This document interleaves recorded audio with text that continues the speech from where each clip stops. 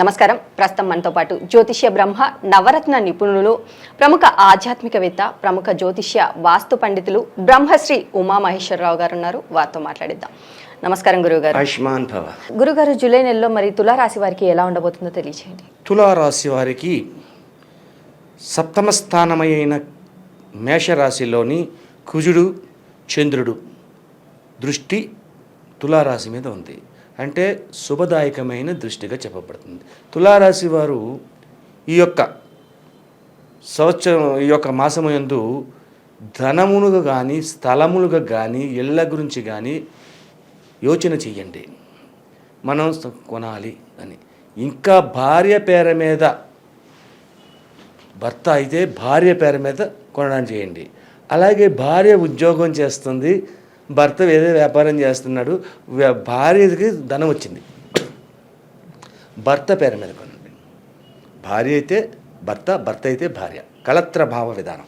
అంటే తులారాశికి ధన సప్తమాధిపత్యాన్ని వహించిన వాడు కుజుడు. కుజతత్వం యోగదాయకంగా ఉంది, ఇక్కడ శుభదాయకమైగా ఉంది, శుభగ్రహంగా మారింది. కాబట్టి అటువంటి ఆలోచన ఎప్పుడైతే చేస్తారో ఆ ఆలోచన సఫలీకృతమవుతుంది. అలాగే భార్యాభర్తల యొక్క కలయిక కూడా చాలా అనుకూలవంతమైన పరిస్థితుల్లో ఉంది. ఎట్టి పరిస్థితుల్లోని చెడ్డతనంగా లేదు. కానీ ఇక్కడ ఉద్యోగస్తులు, వ్యాపారస్తులు, అలాగే చిరు ఉద్యోగులు అంతా బాగానే ఉంది కదా అనుకుంటే, పెద్దగా సంపాదన చేసినప్పుడు స్థలాల గురించి ఇళ్ళ గురించి చెప్పమన్నాను. కానీ వీళ్ళకి ఖర్చు అధికమైపోయింది. ఇక్కడ సంపాదన తగ్గిపోయింది, ఖర్చు అధికమైపోయింది. అంటే 10,000 రూపాయలు సంపాదించేవాడికి 12,000 15,000 ఖర్చు వచ్చేస్తుంది. ఇక్కడ అధికమైన ఖర్చుకు గురైపోతున్నారు, మనశ్శాంతిని కోల్పోతున్నారు. ఎవరి వల్ల? బంధువర్గం వల్ల మనశ్శాంతిని కోల్పోతున్నారు. వీళ్ళు బంధువర్గము ఉపయోగకరమైన వర్గముగా లేదు. అంటే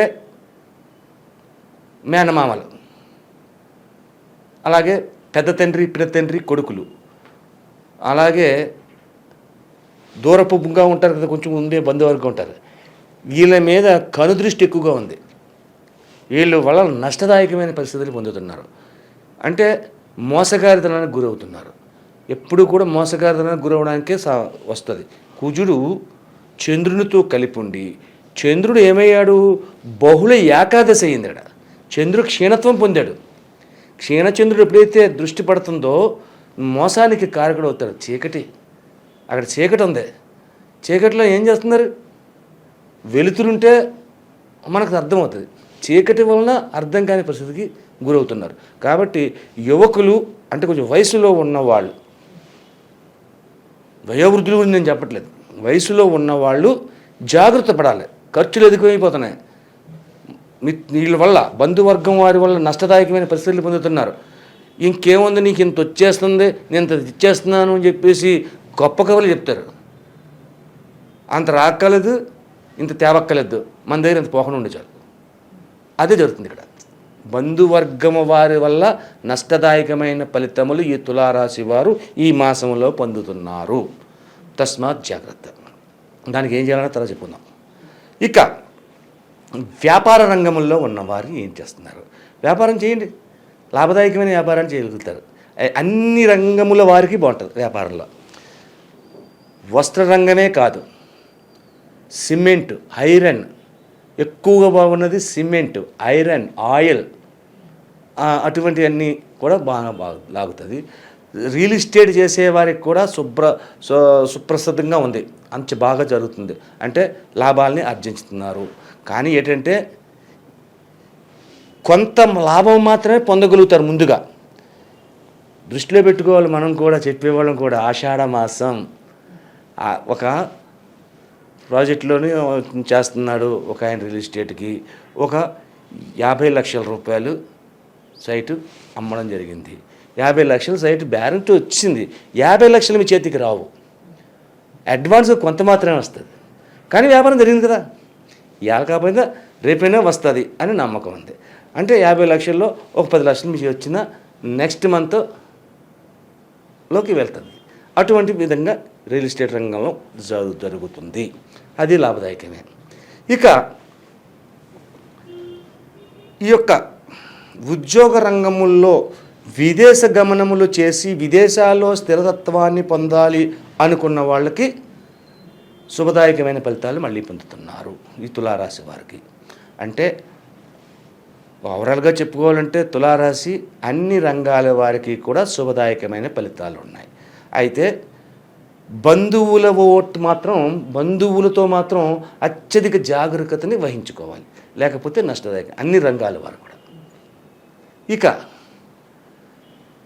పత్రికా విలేకరుల గురించి చెప్పుకోవాలి. ఇక్కడ తులారాశిలో పత్రికా విలేకరులు, ఈ స్టూడియోల గురించి మాట్లాడతలేదు, ఇక్కడ పత్రికల గురించి చెప్తున్నాను.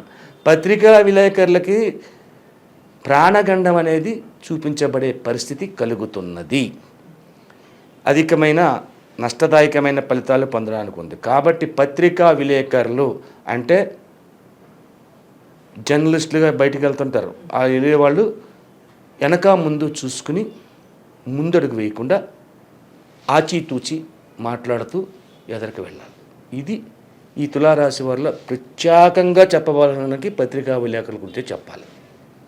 అయితే ఈ యొక్క తులారాశి వారికి బంధువర్గం వారి వల్ల వస్తున్న కష్ట నష్టములు, ఈ పత్రికా విలేకరుల గురించి ప్రాణగండములు ఇటువంటి తగ్గాలంటే మనం ఏం చెయ్యాలి, ఏ పరిహారాన్ని చేస్తే ఇందులోంచి బయటికి వస్తారు తులారాశి వారు? తులారాశికి ఆధిపత్యాన్ని వహించిన వాడు శుక్రుడు. తులారాశికి వృషభ రాశికి కూడా. కానీ తులారాశిలో ఉన్న నక్షత్రాలు ఏంటి? చిత్తా నక్షత్రం 2-3 పాదాలు, 3-4 పాదాలు, విశాఖ నక్షత్రం 3 పాదాలు. ఇటువంటి నక్షత్రాలన్నీ కన్యరాశిలో తులారాశిలో ఉన్నాయి. స్వాతి నక్షత్రం 4 పాదాలు ఈ తులారాశిలో ఉన్నాయి. ఈ తులారాశి వారికి మినువులు లేకపోతే మినుములతో చేసిన వంటకం అంటే ఏంటంటే మినపగారెలు. కొన్ని మినపగారెలు మీ ఇంట్లో చేపించండి, బయట కొనిపించండి, లేదంటే ఏదైనా పర్లేదు. అవి తీసుకొచ్చి అల్లము కొబ్బరికాయ, అల్లము చట్నీ కొబ్బరికాయ చట్నీ 2 చట్నీలు ఉండాలి. ఇక్కడ ఒక 2 గారెలు, ఇది మాత్రం అల్లం చట్నీ, ఇది మాత్రం కొబ్బరి చట్నీ వేసి ఒక కవర్లోనో పొట్లలో కట్టి ఒక 10 మందికి లేకపోతే 8 మంది దగ్గరికి, ఈ ఒక 5గురికి తక్కువ అనుకుంటే దానం చేయండి. దానం చేసిన తర్వాత వీటితో పాటు ఒక వాటర్ ప్యాకెట్ కూడా ఇవ్వండి. ఎప్పుడైతే మినువులతో చేసింది, స్వాతి నక్షత్రానికి సంబంధించిన మినువులతో చేసింది కొబ్బరి చట్నీ అంటే, అల్లవ చట్నీ అంటే, దీనివల్ల కాంబినేషన్ గ్రహ కాంబినేషన్ చెప్పాము. ఈ గ్రహ కాంబినేషన్ వల్ల ఎప్పుడైతే ఇలా చేస్తారో బంధువర్గము దగ్గర నుంచి వచ్చే నష్టదాయకమైన ఫలితములు పోతాయి. అలాగే శుభదాయకమైన ఫలితాలు పొందుతారు. పత్రికా విలేకరులకి మరణతత్వమైన గండం కూడా ఉందని అనుకున్నాం. దానికి అల్లం, కొబ్బరి, మినువులు అంటే రాహు, అల్లం అంటే కేతు వస్తున్నాడు, కొబ్బరి అంటే గురుతత్వం వస్తుంది. ఇవన్నీ ఎప్పుడైతే కలుస్తాయో శుభదాయకమైన ఫలితాలు వస్తాయి. అందువల్ల ఈ యొక్క పరిహారాన్ని చేయండి. ఇక ఈ యొక్క తులారాశి వారు ఈశ్వరతత్వాన్ని తీసుకోండి. ఈశ్వరుని గుడికి వెళ్ళండి. ప్రతి సోమవారం, ఎన్ని సోమవారాలు వస్తాయి అన్ని సోమవారాలు వెళ్ళండి, అభిషేకాలు చేపించండి. అలాగే ఈ పత్రికా విలేకరులు ఎవరైతే ఉన్నారో అభిషేకం చేసే ముందు నవగ్రహముల చుట్టూ 9 ప్రదక్షిణ చేసి మరల కాళ్ళు చేతులు ముఖము కడుక్కుని విభూతిని ధరించి అప్పుడు అభిషేకం చేయించండి. పత్రికా విలేకరులకి ఇది మామూలుగా అభిషేకం చేసుకుంటుంది, సరిపోద్ది. ఈ రకంగా ఎవరైతే పాటిస్తారో ఎటువంటి నష్టదాయకమైన ఫలితములు పొందకుండా శుభదాయకమైన ఫలితాలు పొందగలుగుతారు. అలాగే గురుగారు, తులారాశి వారికి జూలై నెలలో ఎలా ఉండబోతుంది, అలాగే వారు పాటించాల్సిన పరిహారాలు ఏంటి అనేసి చాలా చక్కగా వివరించారు. ధన్యవాదములు. మా యూట్యూబ్ని మీరు అందరూ శ్రద్ధగా చూస్తున్నారు. అలాగే మీ దగ్గర నుంచి మాకు చాలా కాల్స్ వస్తున్నాయి, ఆనందదాయకంగానే ఉన్నది. కానీ ఒక చిన్న విషయాన్ని మీకు తెలియపరచాలి. ఏమిటి అంటే మనం చెబుతున్నది తిథి వార నక్షత్ర యోగ కరణములతో పాటు గ్రహ సంచారమును చూసుకుంటూ గోచార ఫలితాన్ని మాత్రమే చెబుతున్నాం. అంటే వెంకటేశ్వరరావు అనే పేరు వాళ్ళు ఉన్నారు. వెంకటేశ్వరరావు ఎంతమంది ఉన్నారు? కొన్ని కోట్ల మంది ఉన్నారు. అందరికీ ఒకటే ఫలితం రాదు. అలాగే ట్వీన్స్ పుట్టారు, రాముడు లక్ష్మణుని పేరు పెట్టారు. వాళ్ళిద్దరి జాతకం ఒక రకంగా ఉండదు, రకరకాలుగా మారిపోద్ది. అలాగే మనం చెప్తున్నది గోచార ఫలితంలో చెప్తున్నాం కాబట్టి 100% మీ జాతకం కాదు. మీకు కొన్ని పాయింట్స్ మాత్రమే కలుస్తుంటాయి. ఒక 50%, 60% కూడా కలవచ్చు. ఉన్నదంతా కరెక్ట్గా మీకు అనువదించడం జరగదు. కాబట్టి ఇది తెలుసుకోవాలంటే మన స్వజాతకము అంటే ఏ తిథి వార నక్షత్ర యోగకరణాల్లో పుట్టాము, ఏ నక్షత్రంలో పుట్టాము, అటువంటి సమయంలో పుట్టాము, దీని వలన జరుగుతున్న గ్రహబలం ఏంటి అన్నది. అంటే ఇక్కడ మనం చెప్పుకోనిది ఒక్క గోచార చక్రాన్ని మాత్రమే చూసి చెప్తున్నాం. అదే మీ జాతకాన్ని చెప్పాలి అంటే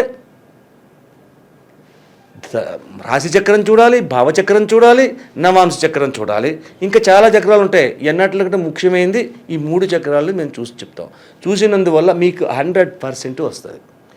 దాంతోపాటు మీ ముఖ కవళికలు, మీ ముఖ వర్చస్సు, మీ యొక్క చేతి రేఖలు, మీ యొక్క నాడి, ఇటువంటివన్నీ తెలుసుకుంటే 100% తెలుసుకుని శుభయోగమైన ఫలితాలు పొందుతారు. అదృష్ట రంగులు, అదృష్ట రత్నాలు, అదృష్ట యోగాలు, అదృష్ట వారాలు, అదృష్ట నక్షత్రాలు, కీడు చేసే నక్షత్రాలు, ఇవన్నీ కూడా మీ యొక్క జాతకానికి వస్తాయి. కాబట్టి ఎవరైనా జాతకాన్ని తెలుసుకోవాలంటే జ్యోతిష్యుని దగ్గరికి వెళ్ళి తెలుసుకుంటే మీకు 100% పొందుతారు. నమస్తే.